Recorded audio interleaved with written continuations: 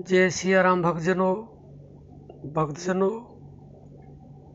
एक भक्त ने पूछा है कि सतगुरु के बारे में हम कैसे जानें, क्योंकि आजकल ये चल ही रहा है कि कोई भी सतगुरु बन जाता, लेकिन सतगुरु का मतलब ही नहीं समझते कि सतगुरु का मतलब क्या होता है।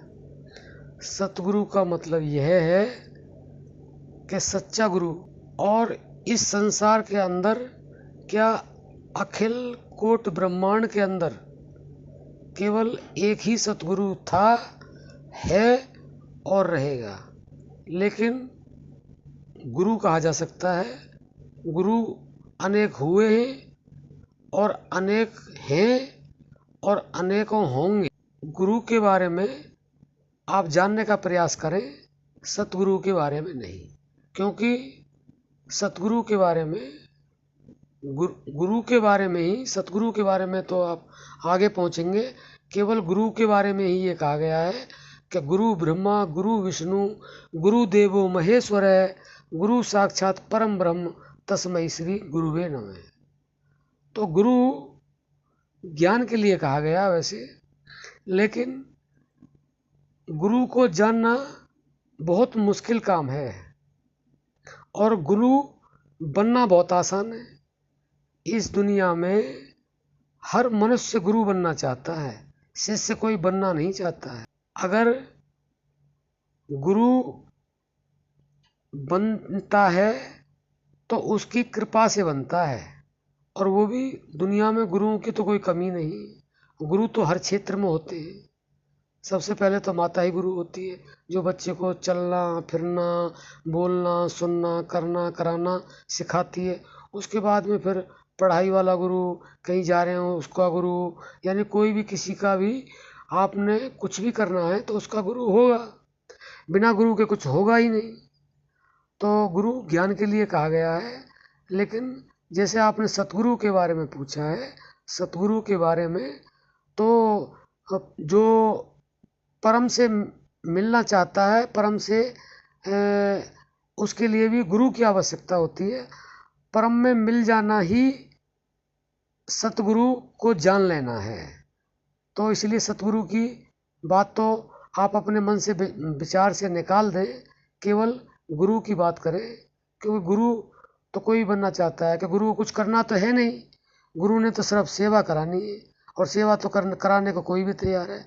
लेकिन गुरु तो बनने को सब तैयार है, लेकिन शिष्य बनने को कोई तैयार नहीं। पहले तो आप शिष्य बनने के लिए तैयार हो जाएं, तो उसके बारे में आपको बाद में बताया जाएगा। पहले आप अपने मन से पूछें, क्या आप शिष्यत्व निभा पाएंगे या नहीं। शिष्यत्व निभाना सबसे मुश्किल काम है दुनिया के अंदर। शिष्य बनना, शिष्य बनाना नहीं, शिष्य बनना सबसे मुश्किल काम है। और जो शिष्य बन जाता है वो ही गुरु को नहीं, सतगुरु को प्राप्त कर लेता है।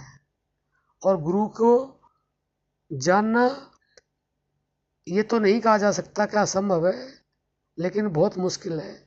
गुरु तो शिष्य को जान सकता है जिन्होंने अपनी इंद्रियों का दमन कर लिया है, जिन्होंने आत्मज्ञान को प्राप्त कर लिया है। खाली सुन करके नहीं, खाली बोल करके नहीं, खाली पढ़ करके नहीं, जो साधना करते हुए जिन्होंने अपने आप को जान लिया है, केवल वही गुरु कहलाने के हकदार हैं। लेकिन 99.9% तो केवल दिखावे वाले हैं। इसलिए आप जो है गुरु को जल्दी से जान नहीं सकते, गुरु को जल्दी पहचान नहीं सकते। हाँ, इतना कहा जा सकता है, आप जानने का प्रयास करो। आप कोई बीमारी हो जाती है, दवाई लेने जाते हो, एक डॉक्टर से आपका फ़ायदा नहीं होता है, इलाज नहीं होता है, फिर दूसरे पे जाते हो, तीसरे पे जाते हो, तो जिससे आपको फ़ायदा हो तो आप कहेंगे ये डॉक्टर सही है। ऐसे ही आप सत्संग सभी के सुनो, सभी की प्रवचन सुनो। आजकल यूट्यूब पे कोई कमी नहीं किस चीज़ की। इसलिए आप जो है ना सुनते रहो सुनते रहो।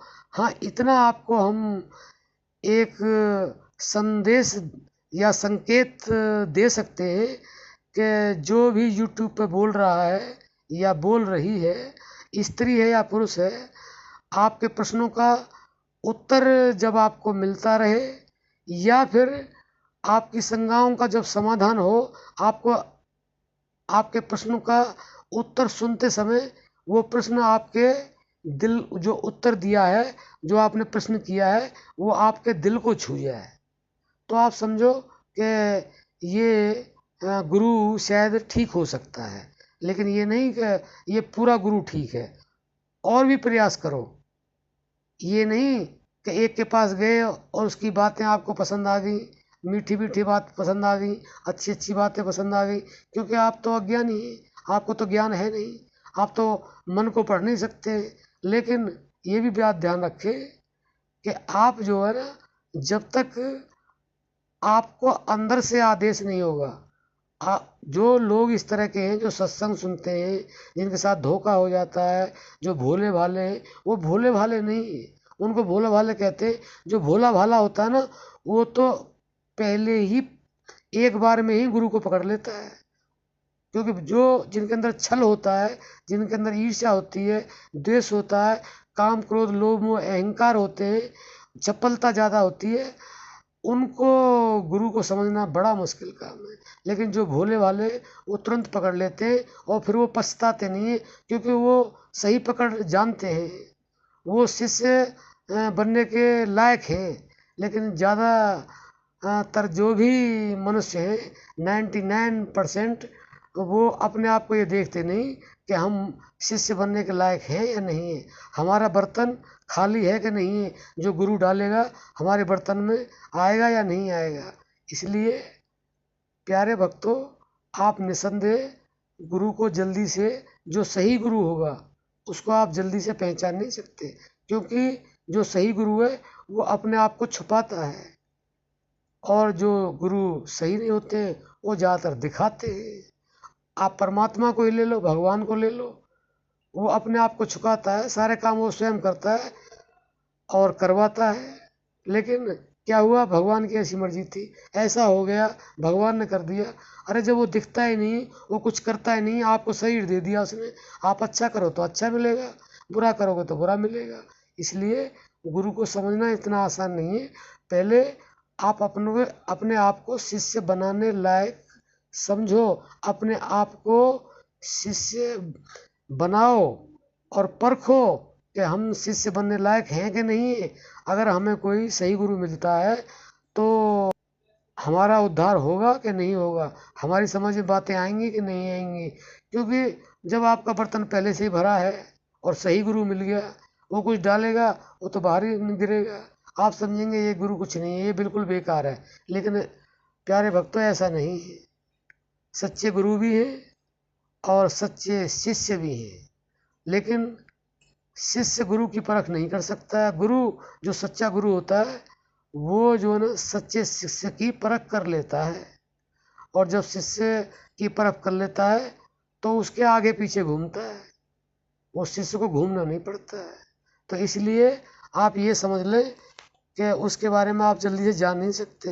हाँ, जानने का प्रयास करते रहो, और जहाँ आपका मन को नहीं ठहराना, जहाँ आपका अंतर्मन ठहर जाए, अंदर से जो सूक्ष्म, जो आपका मन है, जो आपका अवचेतन मन है, जो आपकी, जिसको आत्मा भी कहा जा सकता है, अंदर से वो अपने आप आवाज़ देगी कि ये मनुष्य गुरु कहलाने लायक है कि नहीं है।